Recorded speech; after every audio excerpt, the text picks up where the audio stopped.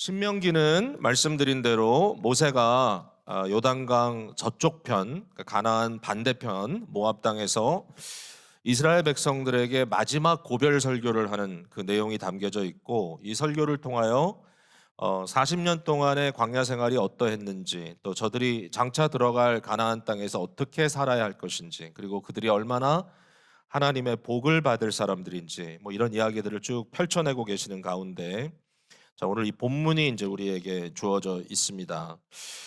하나님께서 자기 백성들에게 약속하신 것은 뭘까? 여기에 대해서 정말 조금도 의심할 여지가 없이 너무나 아름답고 귀한 것들을 준비해 주셨다고 말씀했습니다. 6장 3절로 가서 보니까 이렇게 써 있어요. 이스라엘아, 듣고 삼가 그것을 행하라. 그리하면 내가 복을 받고 내 조상들의 하나님 여호와께서 내게 허락하심 같이, 하나님이 허락하시는 거예요. 무엇을?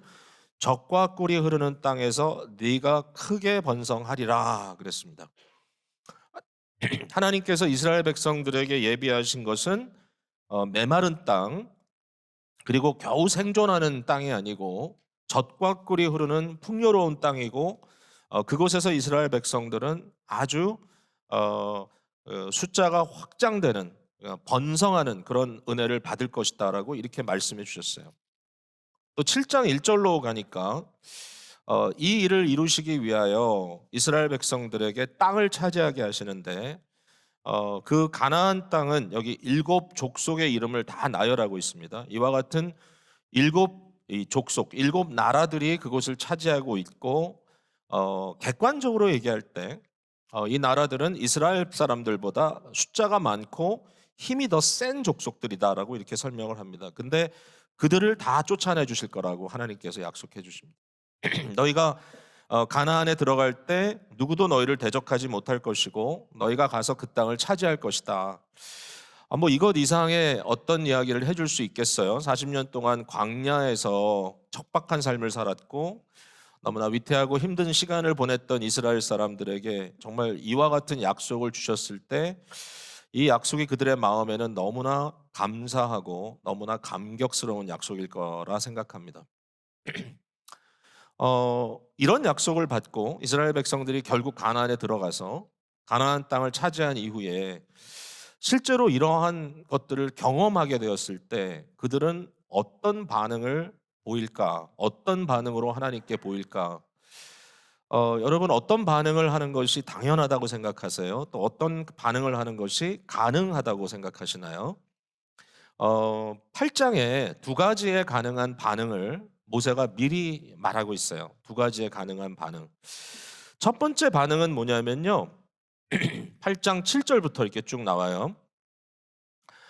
내 하나님 여호와께서 너를 아름다운 땅에 이르게 하시나니, 그러면서 골짜기에 시내와 분청과 샘이 흐르고 온갖 곡식과 과일들이 맺히고, 9절에 내가 먹을 것에 모자람이 없고 아무 부족함이 없는 땅이고, 또 그 땅에서 철과 동을 캘 것이다. 뭐 굉장히 아주 멋진 이런 약속을 하면서 그때 백성들이 어떻게 반응할 것인가? 첫 번째 반응은 10절에 내가 먹어서 배부르고 내 하나님 여호와께서 옥토를 좋은 땅을 내게 주셨으므로 말미암아 그를 찬송하리라. 네. 너무 당연한 반응이죠. 그러니까 하나님께서 약속하신 대로 이 모든 것을 주셨기 때문에 이처럼 좋은 옥토에서 정말 비옥한 곳에서 저들이 부유하게 살 수 있다는 것을 깨닫게 되는 순간 그들이 하나님을 인정하고 하나님을 찬양하고 하나님을 블레싱하고 하나님을 예배하는 것 이것이 당연한 반응이 되겠죠. 자, 여기까지 딱 끝났으면 은혜롭게 끝나는 거죠. 근데 문제가 뭐냐면은 반응할 수 있는 방법이 그것만이 아니라는 것이죠. 두 번째 가능한 방법이 있어요. 사실은 이게 더 문제였죠. 8장 12절에서 14절 말씀입니다. 내가 먹어서 배부르고 아름다운 집을 짓고 거주하게 되며 또 내 소와 양이 번성하며 내 은금이 증식되며 내 소유가 다 풍부하게 될 때에, 똑같은 말이죠. 굉장히 너희들이 풍요롭게 아주 부유하게 살아가게 될 때에 14절에 내 마음이 교만하여 내 하나님 여호와를 잊어버릴까 염려한다 그랬습니다. 자, 여러분, 뭐가 더 타당합니까? 뭐가 더 여러분이 생각할 때 가능하다고 생각합니까? 이처럼 풍요로운 땅, 옥토, 또 저들이 손을 대는 것마다 잘 돼서 저들의 사업이 번창하고 저들의 가정의 숫자가 늘어나고, 예? 저들이 하고자 하는 일들이 아주 잘 이루어질 때 무슨 반응, 어떤 반응이 적합한 반응인가? 자, 하나는 하나님을 인정하고 하나님을 예배하고 찬양하는 것. 두 번째는 하나님을 잊어버리고 스스로 교만하여져서 내가 했다 이렇게 자랑하며 사는 것. 이 두 개 중에 어느 게 더 가능하다고 생각하시고 또 무엇이 옳다고 생각하세요? 무엇이 옳은지는 우리가 하나님의 백성들로서 너무나 당연히 알겠지만, 그러나 혹시라도 첫 번째 반응보다는 두 번째 반응이 더 자주 일어나고 있는 것은 아닌가. 이스라엘 백성들에게 이것을 경고하고 있다라는 것이죠. 우리 교회만 해도 제가 26년 차잖아요. 벌써 목회한 지가. 그리고 뭐 사역을 한 지가 지금 꽤 오래되다 보니까 목회가 좀 이런 거구나 이렇게 느껴지는 부분이 있는데, 그 중에 하나가 뭐냐면 어떨 때 성도님들이 목사를 찾느냐, 이제 굉장히 어느 정도 이제 파악이 되는 거죠. 어떨 때 찾느냐? 힘든 일이 있을 때, 정말 곤란스러운 상황이 닥쳤을 때, 갑작스럽게 의사를 통해서 아주 안 좋은 소식을 들었을 때, 또 누가 돌아가셨을 때, 뭔가 이렇게 힘들고 어려운 일이 있을 때 목회자가 부름받는 경우가 많아요.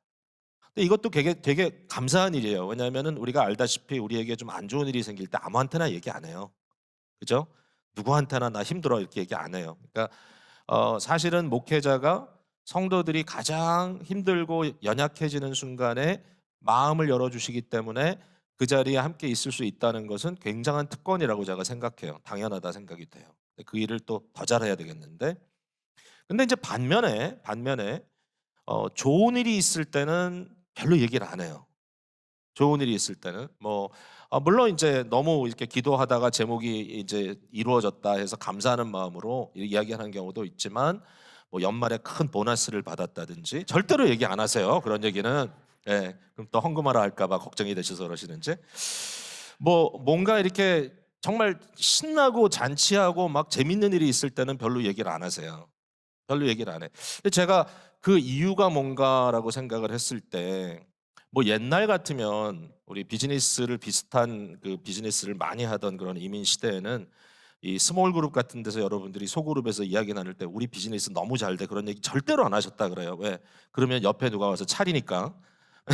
굉장히 슬픈 얘기인데, 이제 좋은 얘기는 쉽게 그게 쉽지가 않다 이제 얘기를 하는데, 사실상 이렇게 저를 생각해 봐도 그렇고, 그러니까 일반적으로 이렇게 성도님들의 삶을 생각해 보면 고통과 고난의 문제가 닥쳤을 때는 굉장히 특별하게 생각해요. 내게 이런 일이 있고 이런 어려움이 있구나. 이거 빨리 좀 극복해야 되겠다. 이제 이런 굉장히 긴박하고 굉장히 급박하고 이런 이제 마음의 생각이 오는 반면에, 좀 일이 잘 될 때는 풍요롭고 잘 될 때 잘 나가는 거죠. 당연히 직장 생활도 잘 되고 비즈니스를 열었는데 잘 되고 이 모든 것들이 건강하고 하여튼 잘 될 때, 자녀들도 막 하여튼 좋은 대학교 가고 잘 될 때, 좋은 직장 잡을 때, 이럴 때는 어떤 느낌이 드냐면은 그냥 당연한 것 같아요.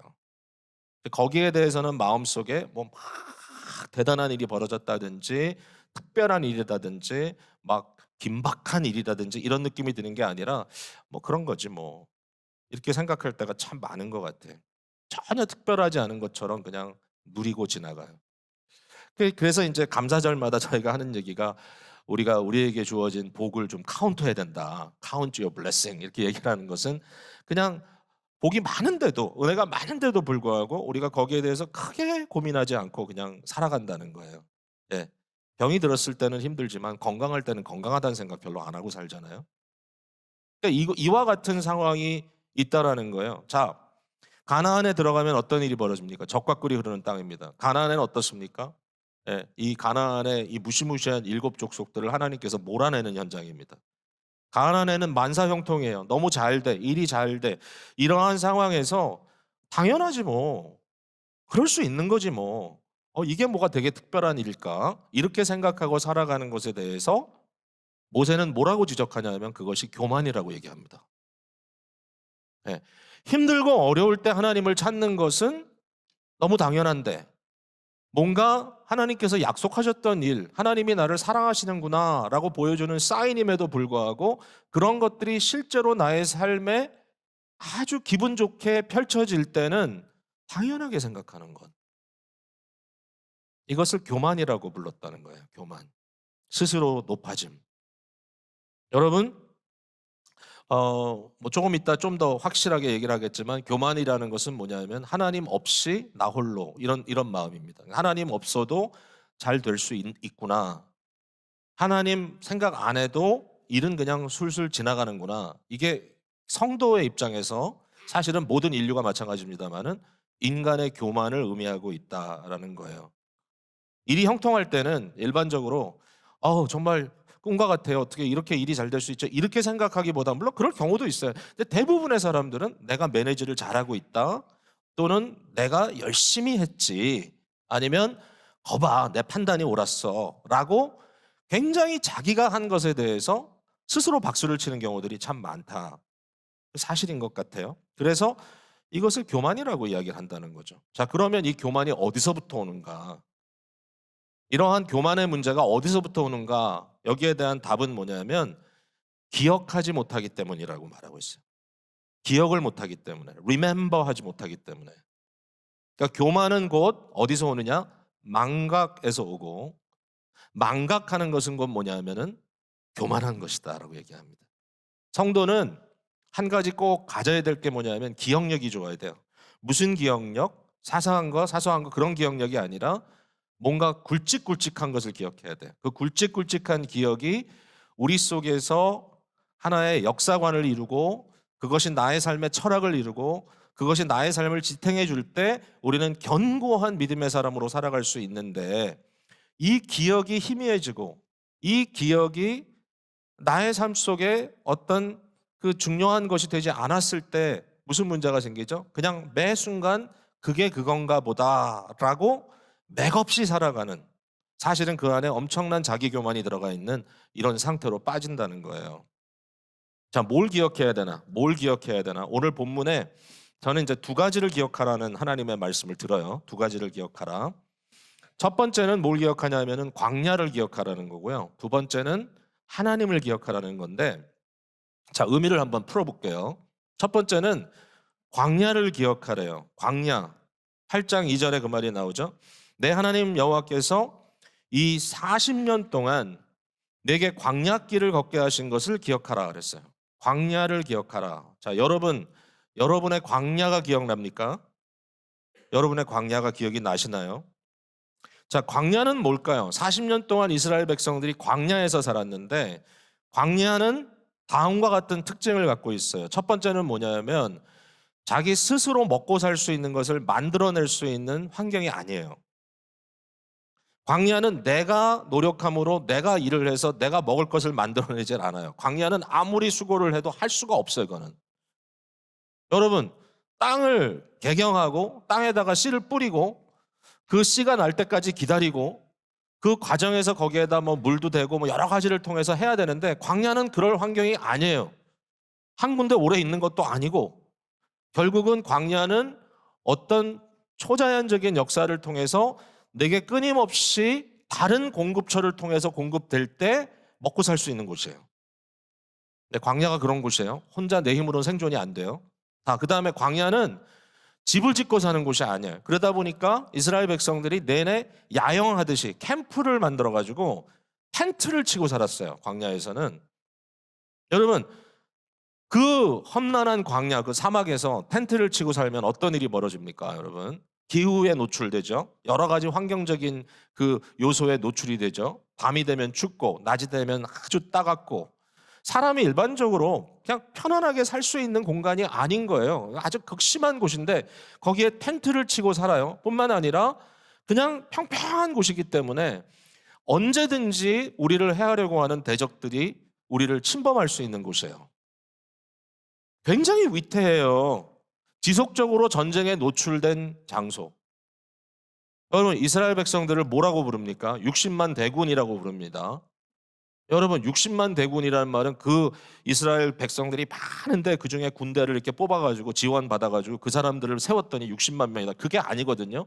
이 말은 뭐냐면 일정한 나이가 돼서 이제는 대강 아이들이 어느 정도 성장을 해가지고 만약에 어떤 위협이 닥치면 스스로 무기를 들 수 있는 나이가 되면 그게 군인이에요. 그 다음에 나이가 아무리 많더라도 여전히 싸울 수 있으면 그게 대군이에요. 그게 장정이에요. 그 군인인 거예요. 그러니까 결국 뭐예요? 이스라엘의 모든 남자예요.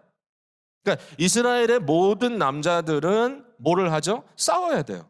그게 무슨 얘기인가 하면 삶을 살아가기 위하여 내 손에 오른손에는 어떤 삶의 도구들이 들릴 수 있어요.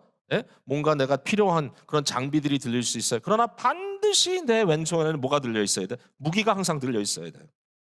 항상 무기를 들고 살아야 되는, 그러므로 언제든지 싸움을 걸어올 때 싸울 수 있는 이러한 상태 속에서 살고 있는 거네요. 광야는 지속적으로 방랑자의 삶이에요. 내 땅이라고 선 긋고 거기에 내 어떤 소유를 이야기할 수가 없어. 그리고 광야를 지나갈 때 거기 주변에 어떤 다른 민족이 있으면 그 민족은 굉장히 위협을 받을 거 아니야. 그러면 언제든지 가서 우리가 좀 지나가게 해주세요라고 허락을 받고 지나가야 되는 굉장히 아주 비천한 자리로, 정말 객으로, 비지터로, 방랑자로 살아가야 하는 땅이에요. 광야의 문제는 뭐냐면요, 어떠한 문화나 어떠한 문명을 만들어낼 수 있는 환경이 아니에요. 뭔가 조성이 안 돼요. 광야에서 어떻게 그렇게 하겠어요, 여러분? 모든 게 다 문화 창출인데 이 문화 창출이 광야에서 어떻게 되겠어요?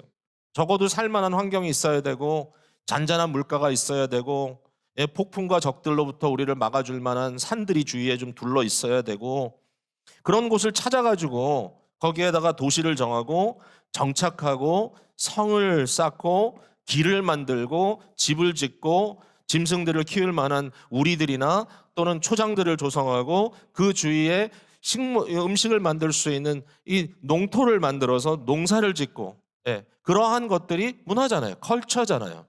농사를 영어로 뭐라 그래? agriculture. 이 컬처가 뭐죠? 문화.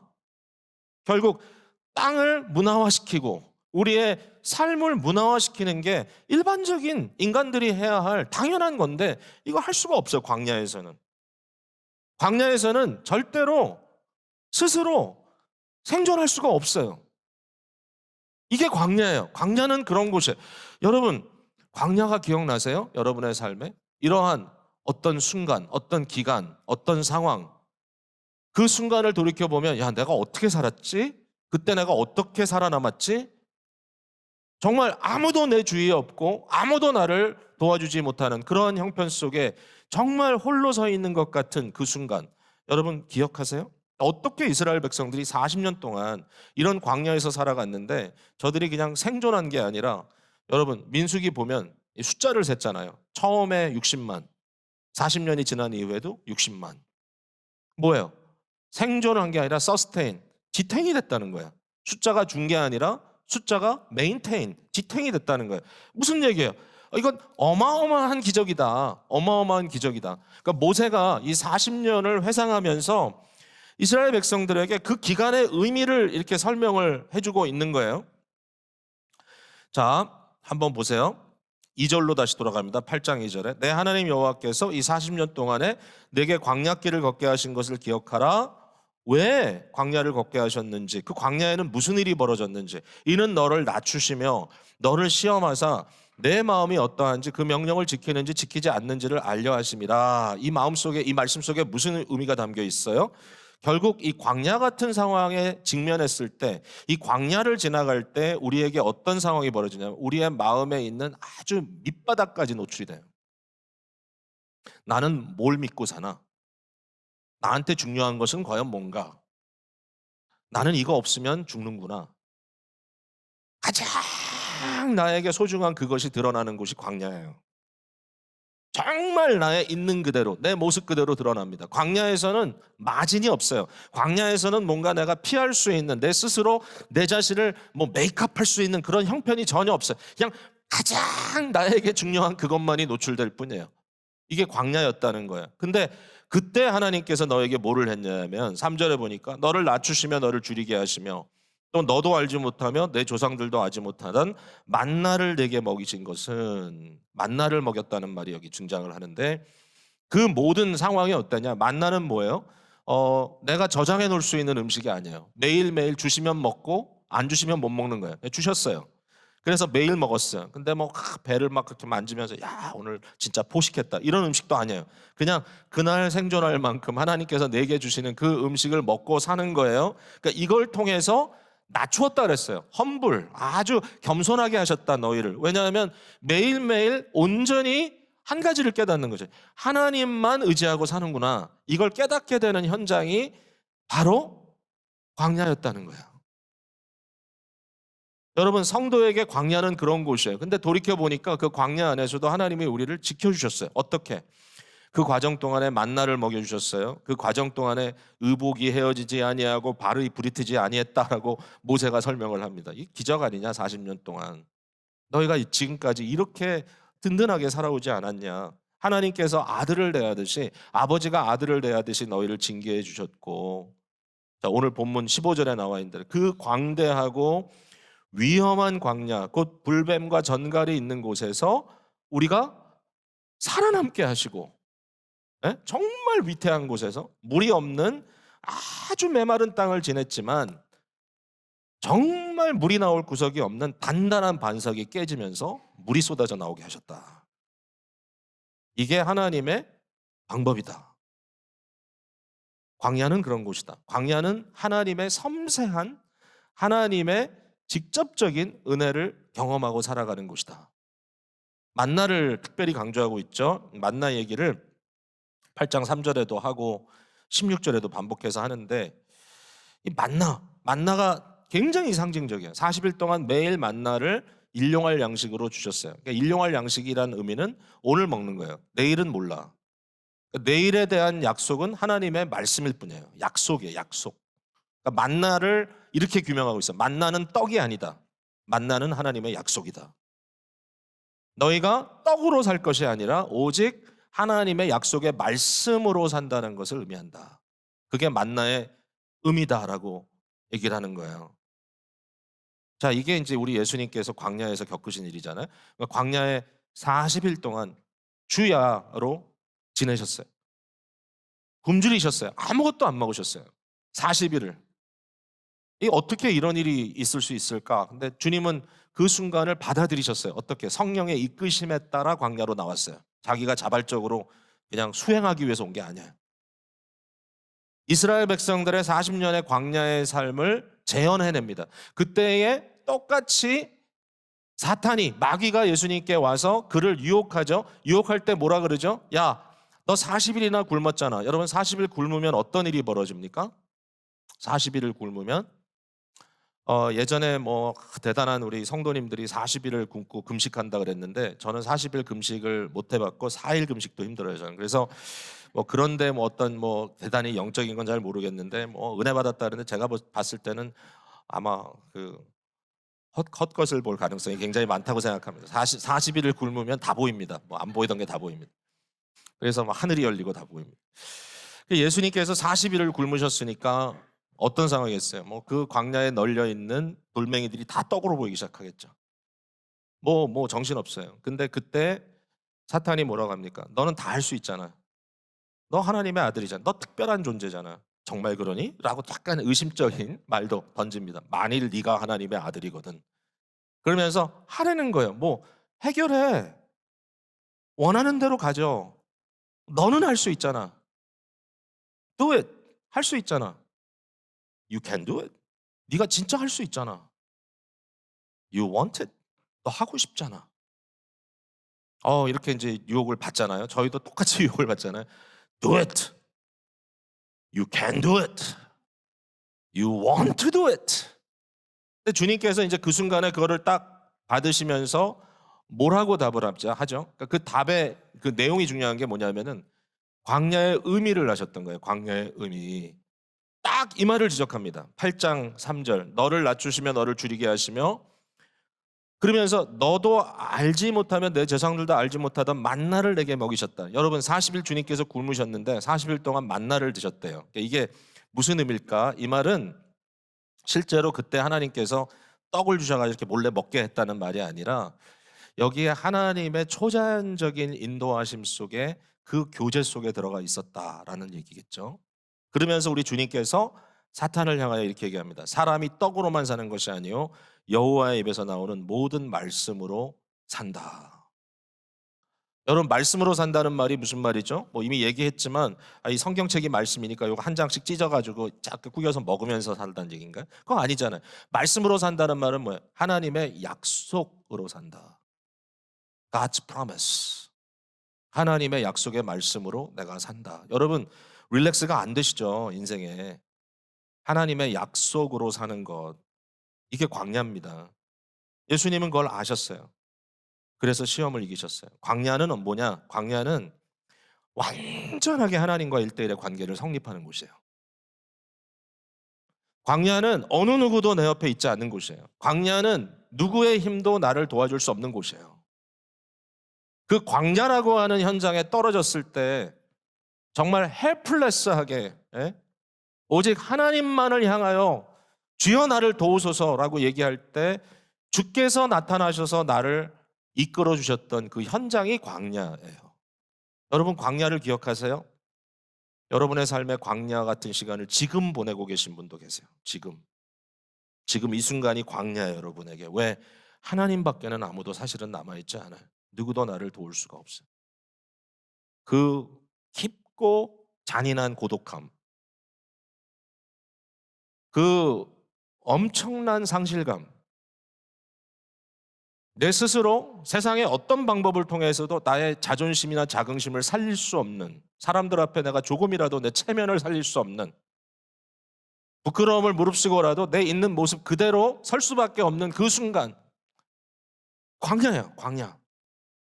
오늘날 이 시대의 문제는 뭐냐면 이 광야가 없다는 거예요. 너무나 많은 사람들에게. 신앙생활을 하는데도 광야를 경험하지 못한 경우가 많이 그냥 밋밋하게 살아왔던 경우가 많다라는 거예요. 신앙적으로 광야는 뭐죠? 신앙적으로 광야는요, 처절하게 자기의 죄와 비참함을 깨닫는 순간이에요. 나 스스로는 구원받을 수 없구나. 나는 정말 지옥 백성이구나. 하나님 앞에 처절하게 가슴을 찢고 정말 가슴을 막 부술 정도로 치면서 안타까워하며 통곡하는 그 순간, 갑자기 그 순간에 하나님의 구원의 손길이 내게 임하고 그리스도 예수의 십자가가 내게 빛으로 다가왔을 때, 오 하나님, 오직 주님만이 나의 구원이십니다라고 고백하는 곳이 광야예요. 여러분, 그 경험을 기억하십니까? 여러분, 그 경험을 기억하십니까? 음악까지 깔아주는 센스가 여기.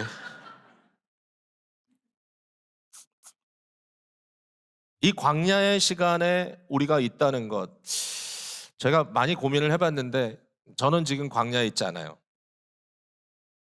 솔직히 그래요. 예, 이 자리에 딱 서서 이 앞에 이렇게 보면요, 여러분 눈이 다 반짝반짝해요. 예, 우리 교회에서 설교 때 조는 건 기적이에요. 제가 보니까 그건 설교를 너무 잘해서가 아니라 아무도 안 졸아요. 뭐 한두 분 계신데 그건 병이에요. 어쩔 수가 없고요. 안 졸아요, 사람들이. 눈이 반짝반짝해요. 지원을 받고 응원을 받는 것 같고 막 이렇게 설교를 하는데 어느 누구도 하나 그냥 꼬투리 잡아가지고 비틀려고 앉아 있는 사람도 없고, 외롭지 않아요. 든든해요. 광야에서 외치는 소리가 아니에요, 제가 지금. 너무 든든해, 세상적으로. 예, 그리고 저의 삶이 그렇게 어렵지도 않아요. 솔직히 제 마음에 이 광야가 뭐지? 그럼에도 불구하고 기억나는 순간들은 있습니다. 그리고 지금도 내가 망각하지 아니하고 영적으로 절벽에 서 있는 듯한 느낌으로 하나님의 은혜를 갈망해야 된다는 그러한 기본적인 고민은 하게 됩니다. 자, 여러분, 광야를 기억하세요. 광야를. 자, 그 다음에 두 번째로 여호와를 기억하래요. 여호와를 기억하라. 11절에 내 하나님 여호와를 잊어버리지 않도록 하라. 16절에 내 하나님 여호와를 잊어버릴까 하노라. 18절에 내 하나님 여호와를 기억하라. 19절에 내가 만일 내 하나님 여호와를 잊어버리고. 잊어버리면 안 돼. 기억해야 돼. 끊임없이 기억해야 돼. 여호와를 기억하라. 여러분, 여호와를 기억하라는 말이 무슨 말일까요? 무슨 의미일까요? 여러분, 어떻게 하나님을 기억합니까? 이 말은요, 너희 부모님 멀리 계시지? 그분을 기억해. 이런 뜻이 아니에요. 너의 조상을 기리라. 이런 말도 아니에요. 역사적 위대한 어떤 위인을 생각하고 그에 대해서 기리는 마음을 가져라. 그런 것도 아니에요. 그런 정도가 아니에요. 뭐 내가 어떤 사람에 대해서 따뜻한 느낌을 갖는다든지 어떤 사람에 대해서 내가 존경하는 마음을 갖는다든지 그 정도가 하나님을 기억하는 게 아니에요. 하나님을 기억하는 것은 무슨 의미가 있냐면 이런 거예요. 하나님을 하나님으로 인정하는 걸 의미합니다. 하나님을 하나님으로 아는 것. 딴 걸 기억하는 게 아니에요. 뭐 옛날 기억이 있겠지. 그러나 그런 게 아니라 정말 하나님의 유일하심, 하나님이 언약의 주인이 되시는 것. 그러니까 여기 중요한 공식이 성립됩니다. 하나님을 잊어버리는 것은 곧 교만이에요. 교만. 똑같아. 교만은 곧 망각이에요. 교만한다는 말은 뭐냐면 하나님을 내가 대치해버린 거예요. 내가 하나님을 대신하기 시작한 거예요. 더 이상 하나님에 대한 존재가 나에게 하나님으로 나타나지 않아도 되는 거예요. 이미 나는 스스로 충족된 삶을 살고 있어요. 남들은 모르겠지만 나는 만족해. 여러분, 자족이란 말을 우리가 많이 오해합니다. 그래서 그것이 나는 남들은 불평하고 살지만 나는 그런 거 없어. 나는 그냥 충분해 나로서. 근데 그러한 말 속에 과연 그것이 하나님의 은혜로 인한 감사인가 아니면 그 안에 뭔지 몰라도 내 안에 내 스스로 만족하는 아주 재밌는 잘못된 영적인 버릇이 생긴 것은 아닌가. I'm okay. I'm okay. 기도 제목 좀 나누세요. 뭐 별거 없는데요. 없진 않겠지만 그래도 당신의 기도를 필요로 할 만큼 그런 건 나는 없어. 왜? I'm okay.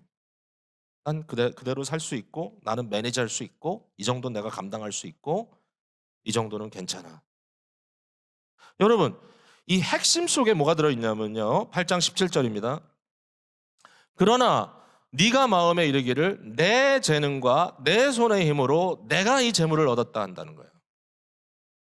풍요로움이 임했을 때 나의 삶에 순풍에 돋다는 생활이 이루어질 때 내 마음속에 나 내가 했고 내가 결정했고 내가 판단했고 내가 열심히 했고 내가 하고 있다라고 하는 생각이 나도 모르게 내 안에 쫙 자리를 깔고 있다라는 거예요.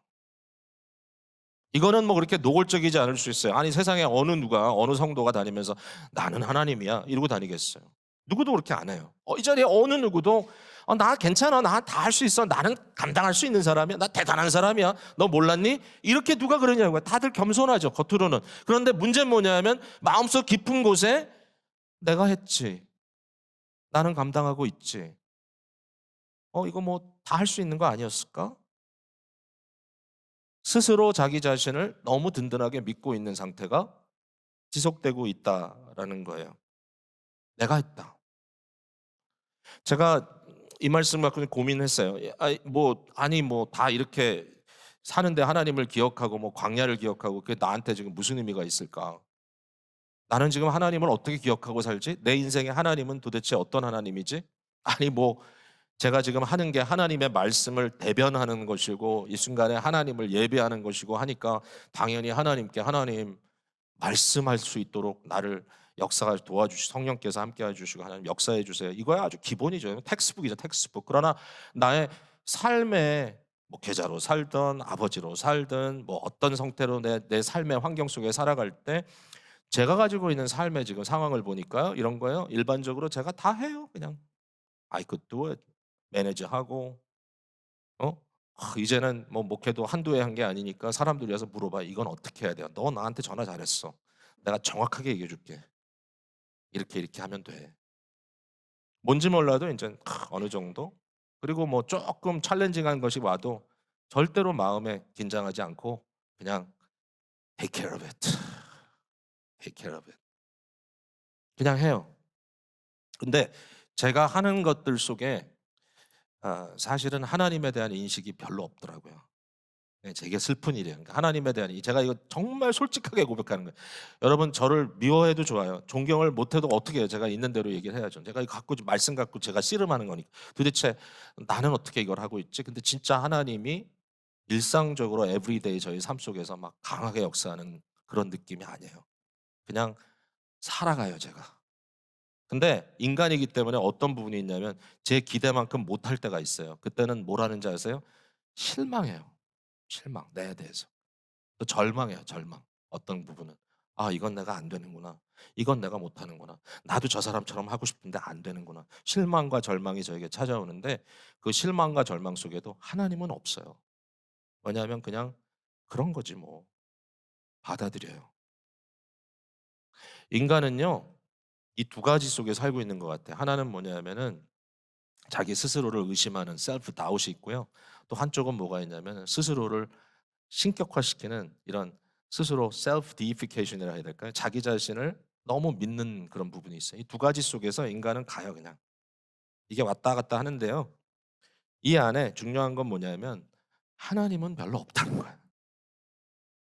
예, 하나님에 대한 감사, 하나님에 대한 어떤 필요, 그거는 별로. 그러니까 인간이 살아가는 게 어마어마한 믿음이 필요해요. 사람이 일반적으로 살 때 그 믿음은 뭐냐면은요, 다 괜찮을 거야라는 믿음이에요. 왜냐하면 자기를 의심하고 있어요. 인간은요, 보통 똑똑해요. 어느 인간도 스투핏하지 않아요. 어떤 인간도 가장 어떤 권력의 정점에 서 있기 때문에 내가 뭐든지 할 수 있다. 사람들 앞에서 되게 강한 사람처럼 막 인상 쓰고 나와가지고 막 큰 소리 쳐도요. 그 조용히 혼자 있을 때 마음속에 자기 스스로 의심하는 생각이 반드시 있을 거예요.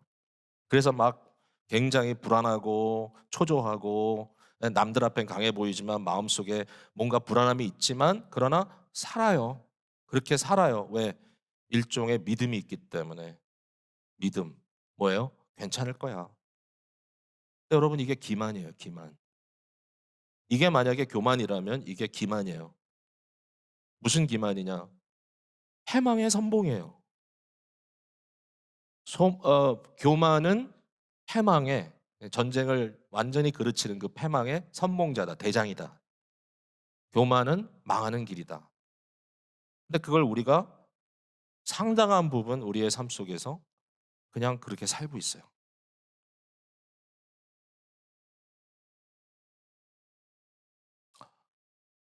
제 고민이기도 해요. 마음이 부드럽게 옥토가 되어서 하나님 앞에 영적인 어떤 그런 교통 속에 깊이 은혜 속에 사는 것보다는 그냥 살아가고 있어요. 매니지하면서. 근데 생각해 보면 그래요. 하나님이 그거를 뭐 그렇게 할 수 있게 해주시는 것 같아요. 우리에게 능력이 있어요, 여러분. 다 능력 있어요, 이 자신에 계신 분.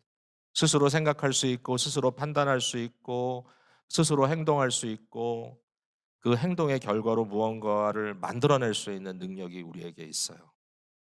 아담과 하와가 그랬어요. 선악을 알게 하는 나무를 바라봤어요. 그것을 볼 수 있는 능력이 있었어요. 그걸 보고 평가할 수 있는 능력이 있었어요. 보암직도 하고, 먹음직도 하고, 지혜롭게 할 만큼 탐스럽기도 했어요. 그걸 분석할 수도 있었어요. 그리고 결정할 수 있는 능력도 있었어요. 그리고 손을 뻗을 수 있는 능력도 있었어요. 그것을 딸 수 있는 능력도 있었고, 그걸 자기 입에 집어넣을 수 있는 능력도 있었고, 그걸 먹고 소화시킬 수 있는 능력도 있었고요.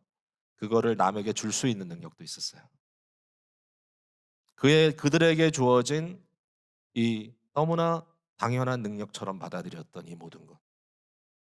창세기 3장의 아이러니는 뭐냐면은 창세기 2장이 있다는 거예요. 창세기 2장은 뭡니까? 흙으로 사람을 빚고 그들의 코에 하나님의 숨이 들어가서 그들이 살아있는 영이 됐다는 거예요. 무슨 얘기죠? 하나님의 창조와 섭리의 역사가 없다면 그들은 볼 수도 없고 생각할 수도 없고 분석할 수도 없고 판단할 수도 없고 결정할 수도 없고 행동할 수도 없고 손을 벌려 딸 수도 없고 그걸 먹을 수도 없고 아무것도 못한다는 거예요, 사실은. 이거를 보는 게 신앙이에요. 이걸 보는 게. 이거를 못 보는 게 뭐죠? 그냥 생짜예요. 하루하루 사는 거예요. 왜? 나는 걸을 수도 있고, 나는 운전할 수도 있고, 나는 밥을 먹을 수도 있고, 나는 일을 할 수도 있고, 나는 할 수 있으니까. 근데 그걸 누가 그렇게 하게 했느냐? 18절에 내 하나님 여호와를 기억하라. 그가 내게 재물 얻을 능력을 주셨습니다.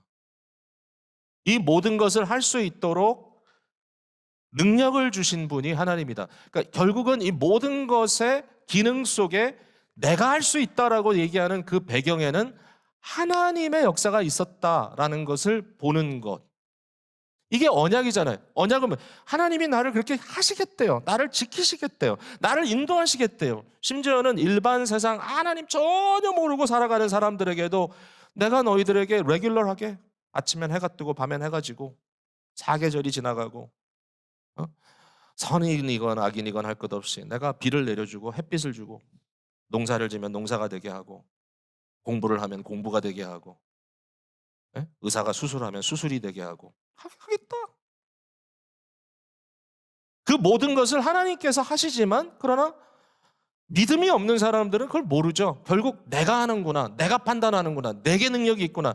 근데 정말 광야의 순간이 닥치면 뭐가 되죠? 그런 것이 하루아침에 날아가 버리는 거예요. 대부분의 사람들이 그 순간을 너무 늦게 맞아요. 언제? 죽음 앞에서. 절망합니다. 근데 하나님의 백성들은 믿음이 있어요. 믿음. 뭐죠?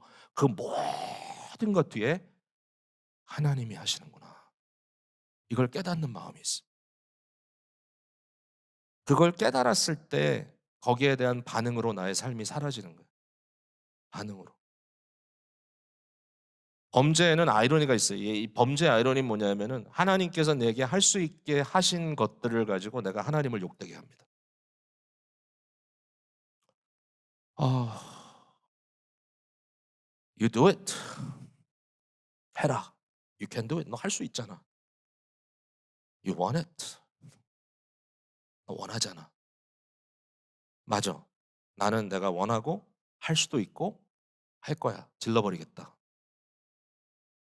여러분 우리의 삶에 뭐 항상 뭐 이걸 다 의식적으로 하는 건 아니지만 어떤 부분에 있어서 하나님이 정말 이것은 아닌 것 같아. 내가 너무나 마음속에 양심의 가책이 되고 안 해야 되는데 그럼에도 질러버려요. 왜? I can do it. 할 수 있으니까. I want it. 근데 이게 아이러니예요. 왜? I can. 내가 할 수 있다라고 얘기하는 그 순간에 그것을 가능케 하시는 분은 오직 하나님뿐이었어. 그 능력 하나님 거예요. 근데 난 그걸 가지고 하나님을 욕되게 하는 겁니다. 제가 이 예는 여러 번 말씀드렸지만 아주 적절해요. 다시 한번 벤틸 교수님이 그런 얘기를 했어요. 죄를 진다는 것은 어린아이가 아버지의 품에 안겨서 사랑하는 아버지의 따뜻하고 강한 품에 안겨서 이렇게 들려 있는 채로 있는데 그 아기가 아버지를 미워한다고 하면서 주먹으로 그의 얼굴을 갈기는 거다. 아, 저희 손주들이 가끔 그래요. 저를 밀쳐요. 나는 막 사랑한다고 이렇게 했는데. 그럼 그때마다 벤틸의 말이 옳았구나 생각이 납니다. 죄라는 것은 지금 내가 살고 있는 이 사실조차도 하나님의 품에 있는 것임에도 불구하고 내가 하나님의 얼굴을 가격하는 겁니다. 이렇게 살아간다는 것을 깨닫는 순간에 섬찟하죠. 자, 말씀을 맺겠습니다. 어떻게 적용할까라는 고민을 했어요. 제가 이렇게 말씀을 드릴게요. 여러분 혹시라도 지금 이 순간이 광야와 같다면 광야는 진짜 극심히 어려운 순간이고 너무 외롭고 너무 참 신랄하고 너무 힘든 시간인 건 맞아요. 정말 그런 것 같아요. 정말 고독하고 누구도 내 곁에서 나를 진짜 도와줄 사람은 아무도 없구나라고 느껴지는 그 순간인데 그 순간이 우리에게 줄 수 있는 유일한 영적인 유익이 있다면 그것은 하나님과 일대일로 대면하는 시간이라는 것.